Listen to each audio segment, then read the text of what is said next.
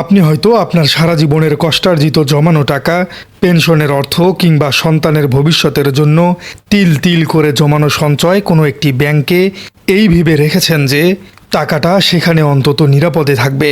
কিন্তু আপনি কি জানেন যে ব্যাংকে আপনি টাকা রেখেছেন সেই ব্যাংকটি হয়তো আবারও এমন এক ডাকাতের দলের হাতে তুলে দেওয়া হচ্ছে যারা ইতিমধ্যেই দেশের ব্যাংক খাত থেকে সোয়া 2 লক্ষ কোটি টাকা লুট করে বিদেশে পাচার করেছে।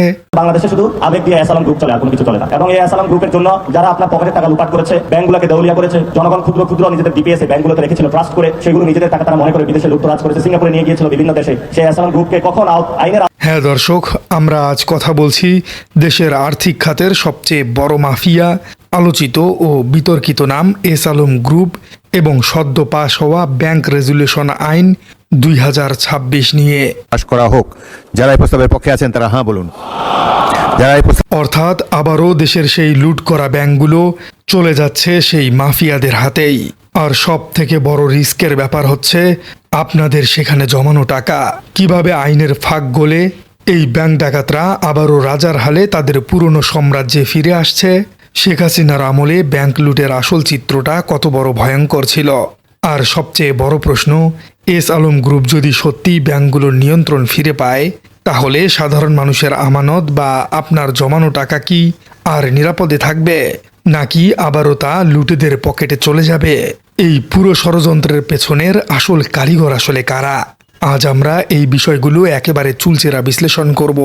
আপনারা যারা নিজেদের কষ্টার্জিত টাকার নিরাপত্তা নিয়ে চিন্তিত তারা ভিডিওটি না টেনে একদম শেষ পর্যন্ত আমাদের সাথেই থাকুন। দর্শক, এস আলম গ্রুপ কিভাবে নতুন করে ব্যাংক দখল করছে তা বোঝার আগে আমাদের একটু পেছনের দিকে ফিরে তাকাতে হবে। শেখ হাসিনার 15 বছর স্বৈরাচারী শাসন আমলে দেশের অর্থনীতিকে কিভাবে ধ্বংস করা হয়েছিল তার সবচেয়ে বড় উদাহরণ হলো এই ব্যাংকিং খাত। একটি দেশের ব্যাংকিং খাত হলো সেই দেশের অর্থনীতির হৃৎপিণ্ড। কিন্তু গত 1.5 দশকে রাজনৈতিক প্রভাব এবং সরকারি মদদে ব্যাংকগুলোকে আক্ষরিক অর্থেই আওয়ামী লীগ ও তাদের দোসরদের পাবলিক সিন্ধুকে পরিণত করা হয়েছিল। এস আলম গ্রুপের মতো গুটি কয়েক অলিগার্ক বা মাফিয়া গোষ্ঠী রাজনৈতিক আশীর্বাদ পুষ্ট হয়ে দিনের পর দিন ভুয়া এলসি, নামে বেনামে কাগজে প্রতিষ্ঠান এবং ভুয়া মর্টগেজ দেখিয়ে হাজার হাজার কোটি টাকা বের করে নিয়েছে। বাংলাদেশ ব্যাংকের সর্বশেষ তথ্য অনুযায়ী সদ্য একীভূত হওয়া 5টি ব্যাংকের মোট খেলাপি ঋণের পরিমাণ শুনলে আপনার চোখ কপালে উঠবে। এর পরিমাণ প্রায় 1,65,781 কোটি টাকা। একটু মাথা ঠান্ডা করে ভাবুন দর্শক, 1,65,000 কোটি টাকা। এই টাকা আপনাদের সাধারণ মানুষদেরই টাকা। এর চেয়েও ভয়াবহ তথ্য হলো জাতীয় সংসদে প্রকাশিত দেশের শীর্ষ 20 জন ঋণ খেলাপির যে তালিকা প্রকাশ করা হয়েছে তার মধ্যে 11টি প্রতিষ্ঠানই হলো এই এস আলম গ্রুপের। অর্থাৎ দেশের ব্যাংকিং খাতের অর্ধেক রক্ত একাই চুষে খেয়েছেন এই বিতর্কিত গ্রুপটি। একটিমাত্র গ্রুপ কিভাবে 4টি ইসলামী বা শরিয়া ভিত্তিক ব্যাংকের একচ্ছত্র আধিপত্য কায়েম করেছিল তা পুরো বিশ্বের অর্থনীতিবিদদের কাছেই এক বিস্ময় বিষয়।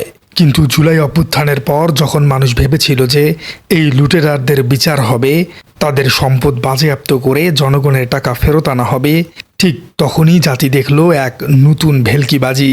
দর্শক, বর্তমান সময়ে এসে আমরা দেখছি এই লুটেরারদের শাস্তি দেওয়ার বদলে তাদের হাতেই আবার ব্যাংক তুলে দেওয়ার এক অভিনব মাস্টার প্ল্যান তৈরি করা হয়েছে। আর এই মাস্টার প্ল্যানের আইনি হাতিয়ার হলো সদ্য পাশ হওয়া ব্যাংক রেজুলেশন আইন 2026। এই আইনের 18 ক ধারায় এমন একটি চতুর এবং ভয়ঙ্কর ফাঁক রাখা হয়েছে যা শুনলে আপনি শিউরে উঠবেন। আইনের এই বিশেষ ধারায় বলা হয়েছে, যেসব রুগ্ন ব্যাংক একীভূত করা হয়েছে সেসব ব্যাংকের সাবেক মালিকরা চাইলে আবারও মালিকানা ফিরে পেতে পারবে। কিভাবে? সরকার বা বাংলাদেশ ব্যাংক এই ডুবন্ত ব্যাংকগুলোকে বাঁচানোর জন্য যে অর্থ সহায়তা দিবে তার মাত্র 7.5% অগ্রিম পরিশোধ করেই তারা মালিকানা ফিরে পাওয়ার আবেদন করতে পারবে। চলুন দর্শক, এস আলম গ্রুপের এই অঙ্কটা একটু মিলিয়ে দেখা যাক। এই গ্রুপটি দেশের ব্যাংক খাত থেকে সোয়া 2 লক্ষ কোটি টাকা লুট করেছে। এখন সরকার এই 5টি শরিয়া ভিত্তিক ব্যাংক নিয়ে গঠিত সম্মিলিত ইসলামী ব্যাংককে বাঁচানোর জন্য প্রায় 35,000 কোটি টাকার একটি বেইল আউট বা সহায়তা দিচ্ছে। নতুন আইনের সুযোগ নিয়ে এস আলম গ্রুপকে এখন এই 35,000 কোটি টাকার মাত্র 7.5% বা মাত্র 2,600 কোটি টাকা জমা দিতে হবে। ভাবতে পারেন দর্শক, যে লোক 2.25 লক্ষ কোটি টাকা মেরে দিয়েছে সে এখন মাত্র 2600 কোটি টাকা দিয়েই আবার সেই ব্যাংকের মালিকানা ফিরে পাবে। আর বাকি যে 92.5% টাকা সেটা তারা 2 বছরের কিস্তিতে মাত্র 10% সরল সুদে পরিশোধ করার সুযোগ পাবে। অর্থাৎ চোরকে শুধু ছেড়ে দেওয়াই হচ্ছে না, বরং চুরি করা টাকা দিয়ে তাকে ইএমআই বা কিস্তিতে আবার ব্যাংকের মালিকানা কিনে নেওয়ার সুযোগ দেওয়া হয়েছে।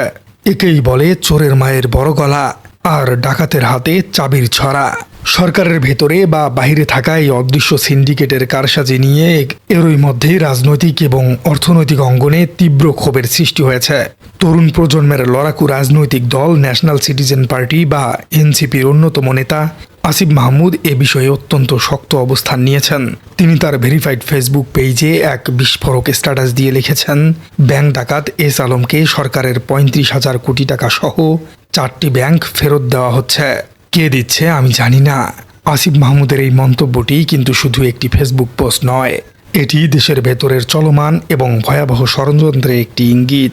কে দিচ্ছে আমি জানি না, এই কথার মানে হলো বর্তমান সরকার বা প্রশাসনের রন্ধ্রে রন্ধ্রে এখনও সেই পতিত স্বৈরাচারের দোসর এবং সুবিধাভোগী আমলারা ঘাপটি মেরে বসে আছে, যারা পেছন থেকে কলকাঠি নেড়ে এস আলমকে আবারও ফিরিয়ে আনার পথ সুগম করছে। অন্যদিকে বিশ্বব্যাংকের ঢাকা অফিসের সাবেক প্রধান অর্থনীতিবিদ ডক্টর জাহিদ হোসেনেও এই বিষয়ে চরম উদ্বেগ প্রকাশ করেছেন। তিনি অত্যন্ত স্পষ্ট ভাষায় বলেছেন, ব্যাংকিং খাতে এই মহাবিপর্যয়ের জন্য যারা দায়ী তাদের কাঠগড়ায় দাঁড় করিয়ে জবাবদিহিতার আওতায় আনার কথা ছিল, কিন্তু তা না করে এই 18 ক ধারার মাধ্যমে পরোক্ষভাবে অপরাধীদেরকে পুরস্কৃত করা হচ্ছে। দর্শক, এবার আসি সবচেয়ে গুরুত্বপূর্ণ এবং আপনার ব্যক্তিগত প্রশ্নের উত্তরে। এই পরিস্থিতিতে আপনার জমানো টাকা কি ব্যাংকে নিরাপদ থাকবে? এর উত্তর হলো কিছুটা না। একদিকে আমানতকারীদের চরম অবস্থার সংকট, অন্যদিকে খেলাফি ঋণের বিশাল পাহাড়। আপনি যখন শুনবেন যে ব্যাংকের ভল্ট ভেঙে যে লোক টাকা নিয়ে পালিয়েছিল সেই লোককেই আবার ব্যাংকের পাহারাদার হিসেবে নিয়োগ দেওয়া হয়েছে, তখন কি আপনি ওই ব্যাংকে আপনার টাকা রাখবেন? সাধারণ মানুষ এমনিতেই ব্যাংকে টাকা রাখতে ভয় পাচ্ছে, তার উপর যদি এস আলম গ্রুপকে কিস্তিতে মালিকানা দেওয়ার এই আইনি সুযোগ কাজে লাগিয়ে সম্মিলিত ইসলামী ব্যাংকের নিয়ন্ত্রণ পুনরায় তাদের হাতে ফিরিয়ে দেওয়া হয়, তবে ব্যাংকিং খাতের কফিনে শেষ পেরেকটি ঠোকা হয়ে যাবে। এটি মূলত দেশের ব্যাংক খাতের ধ্বংসের একটি সুগভীর পায়তারা। এস আলম আবার ব্যাংকের চেয়ারে বসলে তারা সাধারণ মানুষের আমানতের শেষ কানাকড়িটুকুও লুট করে নিয়ে যাবে, কারণ তাদের মূল লক্ষ্য ব্যাংক চালানো নয়, বরং ব্যাংকের আড়ালে মানি লন্ডারিং করা। মানুষ যখন তাদের জমানো টাকা তুলতে ব্যাংকে যাবে তখন দেখবে ক্যাশ অ্যাকাউন্ট ফাঁকা, ভল্টে কোনো টাকা নেই। এই ভয়ঙ্কর অশনি সংকেত এখন দেখতে পাচ্ছে অর্থনীতিবিদরা। প্রিয় দর্শক, একটি দেশের অর্থনীতিকে পরিকল্পিতভাবে বঙ্গু করে দেওয়ার জন্য এর চেয়ে বড় কোনো ব্লুপ্রিন্ট আর হতে পারে না। জুলাই বিপ্লবের শহীদরা কি এই জন্যই শেষ হয়েছিল? দর্শক, আপনাদের কি মনে হয় ব্যাংক রেজুলেশন আইন 2026-এর 18 ক ধারা কি অবিলম্বে বাতিল করা উচিত নয়? এস আলম গ্রুপের মতো ব্যাংক লুটেরাদের আসলেই কি জেলের সেলে থাকা উচিত? কমেন্টে জানিয়ে দিন আপনার মূল্যবান মতামত। আর আমাদের চ্যানেলে নতুন হয়ে থাকলে চ্যানেলটি সাবস্ক্রাইব করার অনুরোধ থাকলো। দেখা হচ্ছে পরবর্তী কোনো ভিডিওতে। সামান্য যা অবশিষ্ট ছিল মাননীয় স্পিকার, তাও ধ্বংস হয়ে যাবে। মূল বিধানগুলোতে কোনো পরিবর্তন নেই। This is the new window open to create